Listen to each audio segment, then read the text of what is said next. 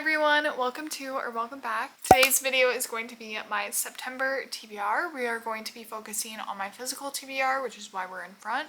And honestly, I feel like I've done a really bad job at sticking to a TBR. So I'm hoping by choosing books that I just want to read, we'll get some books off of this shelf. It's piling up. I feel like I definitely want to do some fun fall-esque books. I'm a person that doesn't think fall begins, like actually, at least seasonally, until October.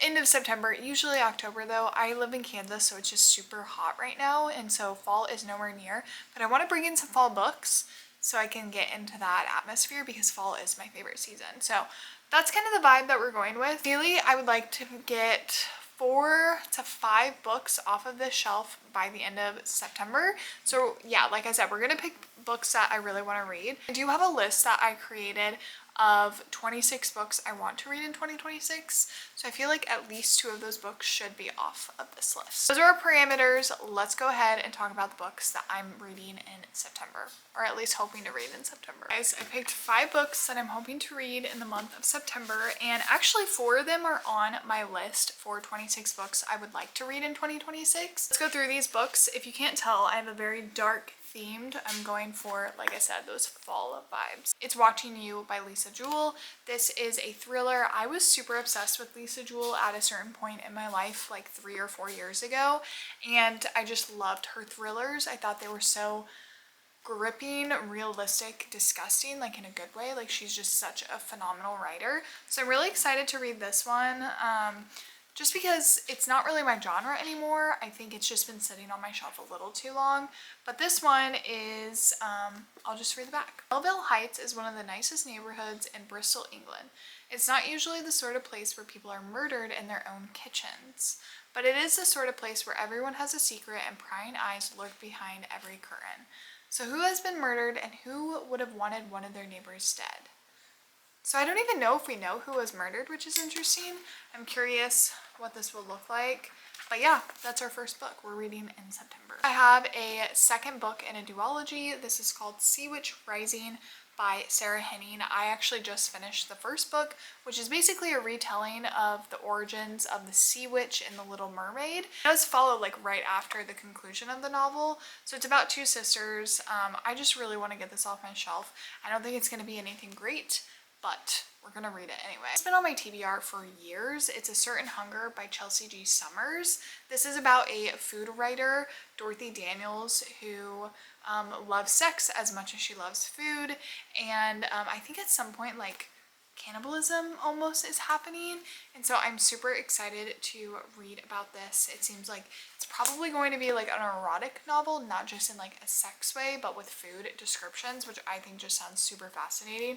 And like this is just giving the perfect September book, so I'm very excited to finally read this one. Another follow-up novel for duology, and that is Enchantra by Kaylee Smith. I read Phantasma almost 2 years ago, like over a year and a half ago, and I've had this on my shelf since it came out, but for some reason I just haven't really wanted to pick it up. So I'm hoping to finally finish out the duology. This is about the sister to our main character in the first book. When Genevieve Grimm's mother dies, she's left with questions no one can answer until she receives an invitation to Enchantra, a cursed palace in Italy frozen in time.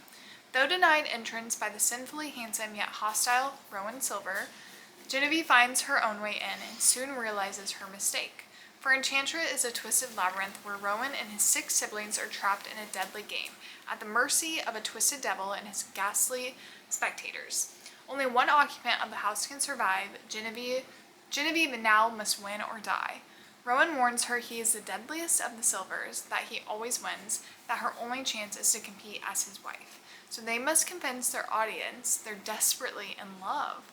And while Genevieve is willing to do whatever it takes to survive, she also knows she can't trust Rowan, that the desire burning between them is a lie.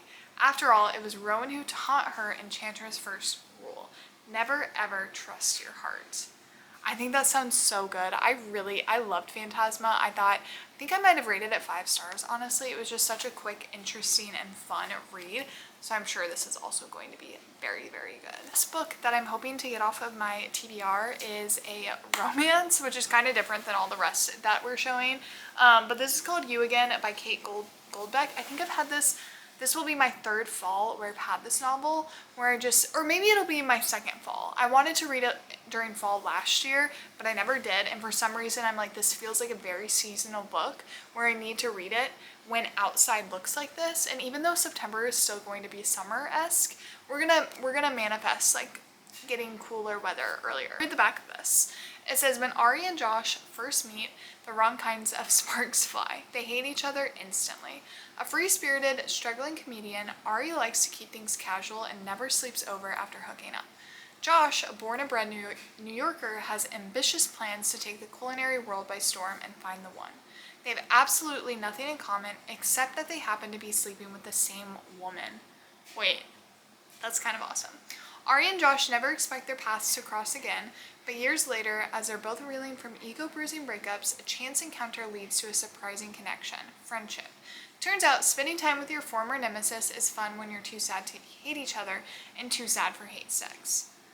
As friends without benefits, they find comfort in late-night Netflix binges, swiping through each other's online dating profiles, and bickering across boroughs. Until one night, the unspoken boundaries of their platonic relationship begin to blur.